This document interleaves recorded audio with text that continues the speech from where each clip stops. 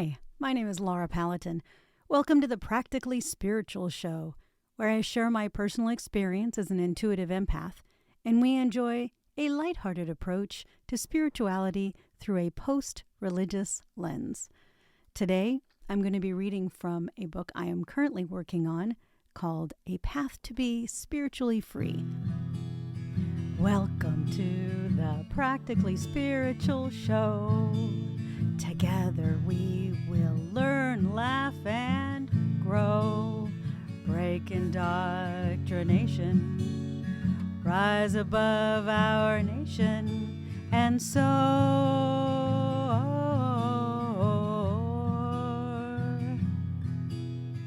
Welcome to the Practically Spiritual Show.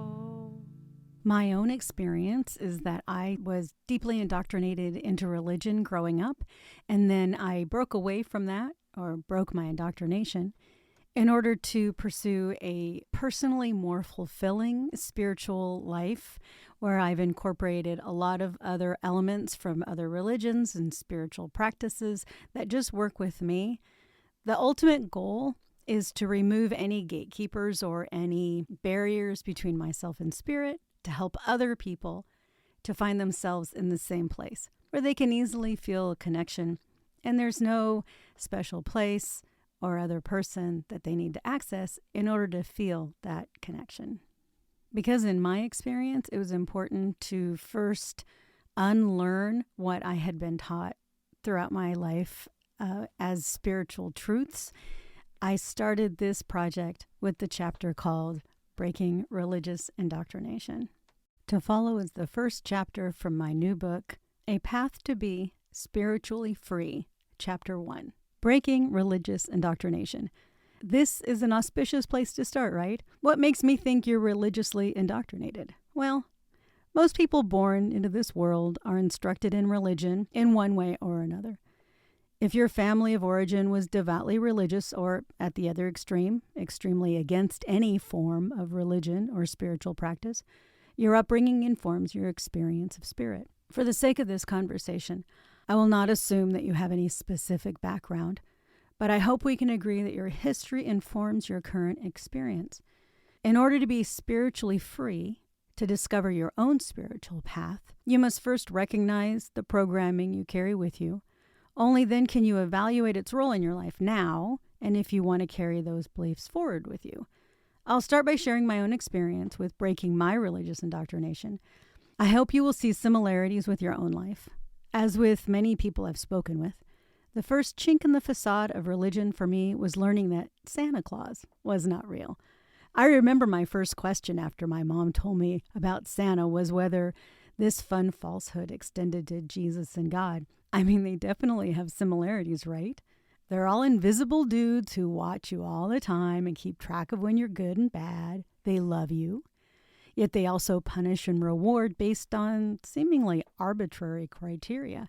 After I learned about Santa, I clung to the idea of God and Jesus because I liked the idea of them and didn't want to let them go. I was also a very intuitive child and had my own spiritual experience that didn't have anything to do with Jesus or God. I innately understood that that part of my very personal inner spiritual life was not to be shared. But my dad left my mom when I was very young, so I liked the idea of a sky daddy, even if I suspected on some level that it wasn't real. When I was 12 years old, my spiritual connection started to grow rapidly. I longed for a community from which I could learn more about this growing and important part of my life. I was raised Catholic, so I went to the Catholic Church. I became very involved in the church and even went to retreats. Churches are smart and realize that children of this age are coming into their own mature spiritual selves and almost always have a special ritual to solidify children's allegiance to their religion. In the Catholic Church, this is called confirmation. At around 12, children are asked to confirm their commitment to their church. There are classes and long discussions about how each child is committing themselves to this religion, barring all others, for life. Honestly, it's a clever move. Had I married the young man I met in church in my teens, I may still be a Catholic to this day. However, That was not my path. I sought spiritual connection through organized religion throughout my 20s and 30s. I was married to a man who loved the whole idea of a patriarchal home life, and I was deeply indoctrinated enough to not fight him on it. Then Wendy and Ellie came into my life. I was painting a mural on Ellie's wall, and she was hanging out watching me. We got to talking about spirituality, and I told her about my own spiritual connection that I held apart from religion.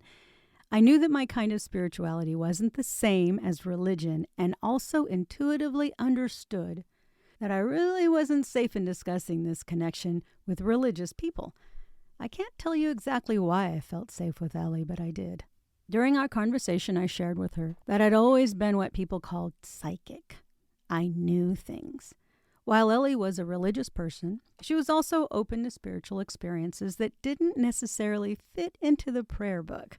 I told her that I had explored a few different spiritual practices, but never found something I resonated with. As it happened, Ellie had a friend named Wendy who had asked her only days before to send her anyone who presented themselves with a desire to grow their spiritual life. Crazy coincidence, right? Wendy had been doing her own spiritual inner work and felt strongly that her personal life's mission was to help intuitive, empathically gifted people to achieve their highest spiritual selves. Ellie and I lived in the town just next to Wendy's. Ellie and Wendy spent a couple of days a week together working at their church's thrift store, so they had loads of time when the shop was quiet to discuss what mattered to them. Wendy had just returned home from a trip to England, where she had met with her spiritual advisor. Wendy had been diagnosed with a particularly aggressive cancer, and her spiritual advisor told her that she would meet a healer who was unaware of her gift, and that Wendy should spend time with this mystery person and help them develop their gift. Turns out, that mystery person was me. I remember that day like it was yesterday. I followed Ellie in her car over to Wendy's house. The house itself was unusual because instead of being close to the street, as most homes in that community were, her house was at the very back of her lot, and Wendy had created the most amazing garden in the large front half of the lot. Fruit trees, vegetables, and flowers all mingled together in perfect harmony. I later learned that this kind of garden is called a cottage garden. Ellie introduced Wendy and me, and then she simply left us alone. My connection with Wendy was instant. We fell into conversation and felt like old friends. She invited me for tea, and while the water was boiling and the tea steeping, Wendy gathered supplies to begin my first exploration of my gift. She offered me tarot cards, crystals, and runes. She took each item and explained how they were used and encouraged me to get a feel for each one. After a couple of hours, Wendy confided to me her diagnosis and the information her spiritual advisor had given her. At first, I was shocked, but as I thought about it, I realized this was really quite natural. I had experienced many incidents in my life that pointed me in this direction. Wendy told me I should meet with my spirit guide and ask what my healing method was to be. I had no idea how to meet my spirit guide, so Wendy taught me about that. I'm excited to share this with you, and I'll save it for another chapter.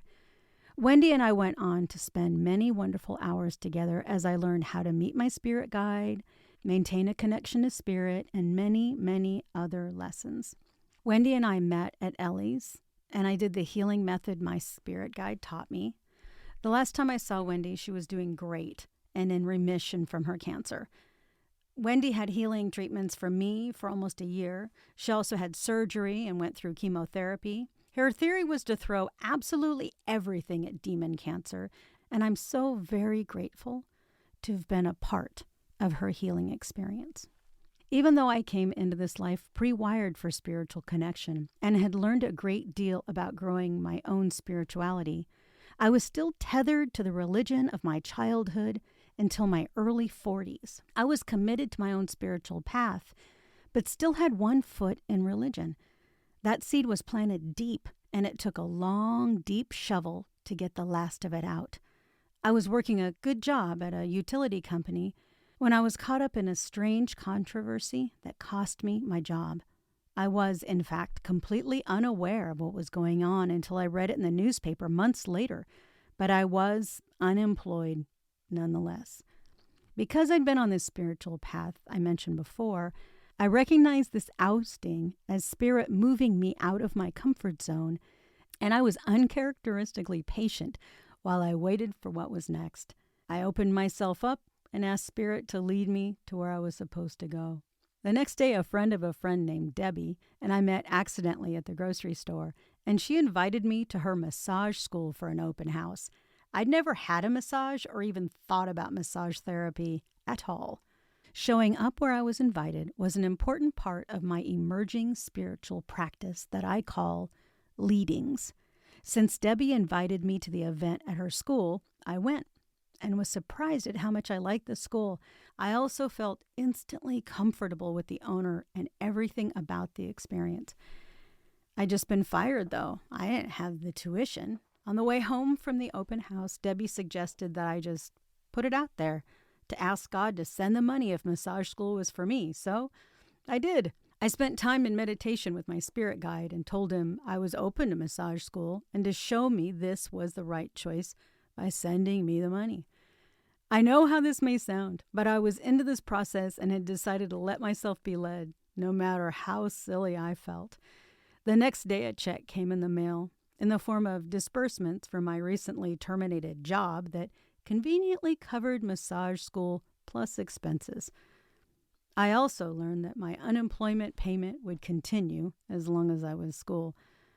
This is only the beginning of what has become a way of life. First allowing myself to be led, then doing the work in front of me, and being patient again as I wait for the next leading. It's been amazing, but let me bring the subject back to breaking indoctrination. For me, I needed the integration of mind and body to finally sever the last bond with religion. Massage school provided that experience. During one particularly emotional period of my time in massage school, I mentioned to a mentor that I was experiencing an uneasiness in my solar plexus, the area above my belly button. He asked me if what I was learning was challenging one of my old religious beliefs. He was correct. That was exactly what was happening. As I learned more and released old baggage, the instance of the uneasy discomfort in my belly diminished. I learned to recognize a very specific feeling as my old beliefs being challenged. This was a valuable lesson for me. As I've progressed on my spiritual path, I've learned to recognize other somatic sensation or physical manifestation of spiritual or emotional truth as my body's way of communicating with my spiritual self. This has been a very helpful tool. The final straw, the last tie I had kept to my comforting old religious belief system, snapped in an interesting way. I was riding in my car, listening to the news about a religious group somewhere in the world perpetrating an atrocity in the name of their God, when it occurred to me that all religions of the world have the fundamental principle that women are spiritually inferior to men.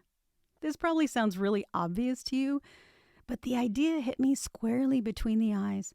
All of these learned men have not recognized over all the time religions have existed that basing spiritual connection on the role people play in human reproduction is absolutely ridiculous. Thank goodness I was alone in the car because I blurted out, all of the religions of the world are in spiritual kindergarten. If they haven't seen past this ridiculous presupposition, they have absolutely nothing to teach me. This realization invalidated all the religious training I had received through my life. That was the moment when the last religious scholar lost all credibility with me. And since that moment, I've been free. Thank you for listening to the first chapter of my new book, A Path to Be Spiritually Free. I hope that you enjoyed that. If you'd like more information about me or this podcast, I do have a website, thepracticallyspiritualshow.com. I also have a Facebook page for The Practically Spiritual Show. I have a Facebook page for myself and my own art called Laura Paladin Artist. I'm on TikTok, Laura_Paladin, and I'm on Instagram. I'd love to hear feedback from you if you have something that you'd like for me to cover, or if you've got some feedback on the podcast, because of course it is quite new. I look forward to hearing from you. And remember, there is no them. There is only us. Thanks for listening to the Practically Spiritual Show. I mean it. Thank you so much for sticking around to the end. It means so much to me. I love you. See you next time. Bye-bye.